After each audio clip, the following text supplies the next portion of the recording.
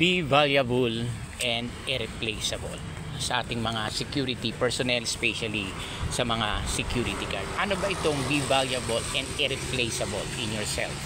So ganito po yan. Ito po yung mga skilled na meron tayo. Husay at ano yung consistency na ginagawa natin.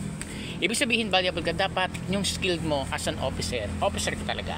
I mean, naggumagawa ka ng mga kaparaanan sa detachment mo ng mga changes, hindi na applicable yung ating mga ginagawa.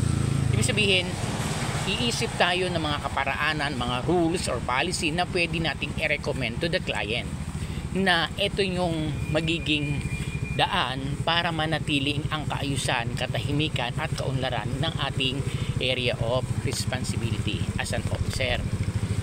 At higit sa lahat din, syempre may mga existing protocol na yan, mga rules na talagang dapat. Kasi hindi natin pwede ring baguhin yun eh. Kasi talaga like yung no ID, no entry. Siyempre kahit naman saan, di ba?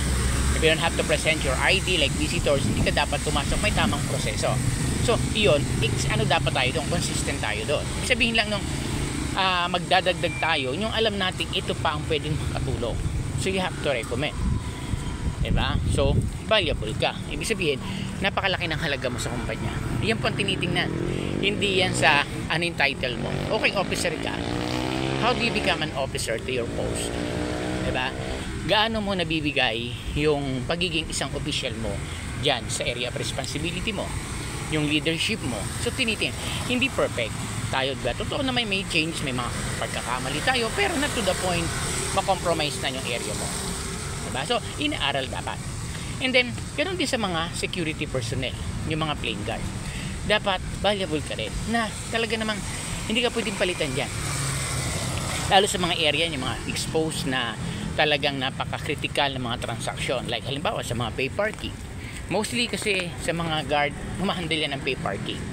Not to the point dapat nga sabi hindi na daw trabaho nila. Well, may topic po tayo sa mga susunod dyan. So halimbawa na lang, mahawak ka ng mga pay parking. So dapat, yung pagiging honest mo, alam mo yung mga ginagawa mo, napaka-consistent ka bilang plain guard. So, napaka-valuable mo dyan.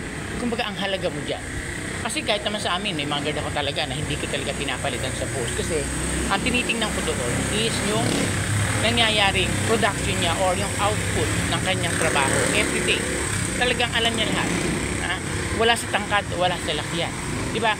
Ang aking isang entrance ko sa pay parking ko is hindi siya katangkadan, maliit talaga kung titingnan, pero titingnan mo naman napaka-valuable niya, ang husay niyang magtrabaho, ang galang niya, masunurin, walang reklamo, nagko-complain pero ang ganda niyang approach niya.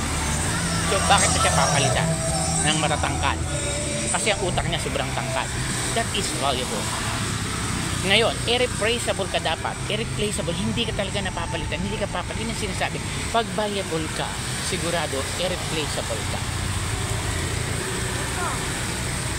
Diba? Hindi ka pwede nilang palitan. Kasi, napaka galing. Kahit siyang kadalin, pwede ka.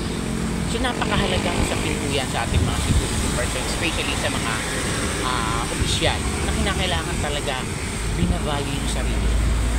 Kaya hindi sabihin magpapaka-plastic ka. Kung ano ka, pagdating sa trabaho, you should have to follow the policy, the protocol. Doon tayo mag-iiba. Hindi ba kasi ikaw, bisa may mainitin na ulo ka, pero pag nasa trabaho ka, medyo, alam mo na syempre.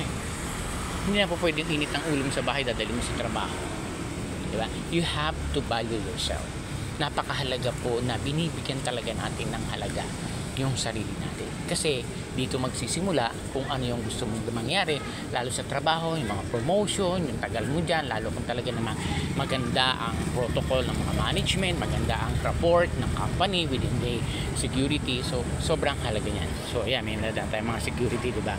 So, dapat ganun po lagi tayo. Bibigyan natin lagi ng angkop, na kaparaanan, pagpapahalaga yung ating mga ginagawa, at kanyang tatandaan, you have to value yourself.